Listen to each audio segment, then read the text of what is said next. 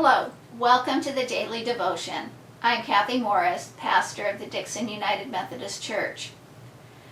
The book of Proverbs is a collection of wisdom sayings.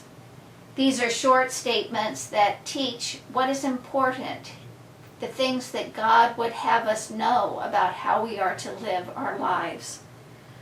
The Proverbs are not meant for speed reading. It is better if we read them slowly and carefully, taking in the wisdom of each one. One of the things that we learn from the Proverbs is that there is a connection between our character and behavior and the outcomes that we experience in life. The Proverbs affirm that it is better to be wise, good, righteous, diligent, than to be foolish, bad, wicked, or lazy. The Proverbs also address the fact that the foolish, bad, wicked, lazy people of the world often do prosper materially. But these benefits will not endure, for indeed, God will have the final say. So let us listen to the Proverbs as we find them in chapter 16, verses 1 through 9. The plans of the mind belong to mortals, but the answer of the tongue is from the Lord.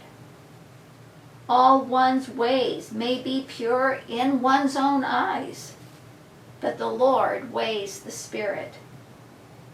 Commit your work to the Lord, and your plans will be established. The Lord has made everything for its purpose, even the wicked for the day of trouble. All those who are arrogant are an abomination to the Lord. Be assured they will not go unpunished. By loyalty and faithfulness, iniquity is atoned for, and by the fear of the Lord one avoids evil. When the ways of the people please the Lord, He causes even their enemies to be at peace with them. Better is a little with righteousness than large income with injustice. The human mind plans the way, but the Lord directs the steps. The human mind plans the way, but the Lord directs the steps. God is the one who is in control of the outcomes.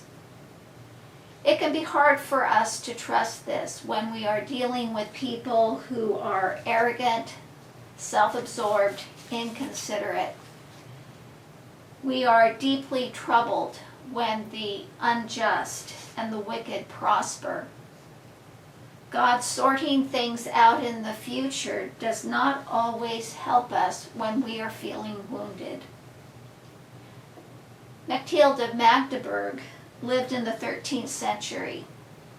As a young girl, she received daily visions and she dedicated her life to God. She came to live with a group known as the Beguines. Her spiritual director encouraged her to write down her visions, which she did. But early chapters of her manuscript were circulated, and she became very unpopular with the clergy.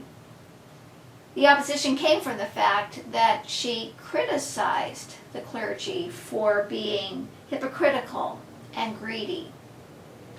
After a period of struggle, Mechthild decided to live quietly in a convent until her death in 1285. Her account of her spiritual experiences has endured, and through her experiences, many have drawn closer to God. There is a prayer by Mechthild that expresses her understanding of God's presence with her in struggle, and the healing that God brings to the wounds of our souls. She prays, Lord, I am tearing the heart of my soul in two. I need you to come and lie there in the wounds of my soul. In your prayer time, I invite you to think about some conflict that you have experienced, some encounter with a person who has disregarded your feelings or your perspective or your views, someone who has bested you in some way and taken pleasure in it. Often we minimize the wounding we experience. So try very hard to name that person in that situation quite specifically. Call the encounter into your mind, recall the memory of it. Then take a piece of paper or cloth and tear it in two. Hold the pieces in your hands and pray the prayer of Mechthild of Magdeburg. Lord, I am tearing the heart of my soul in two. I need you to come and lie there yourself in the wounds of my soul.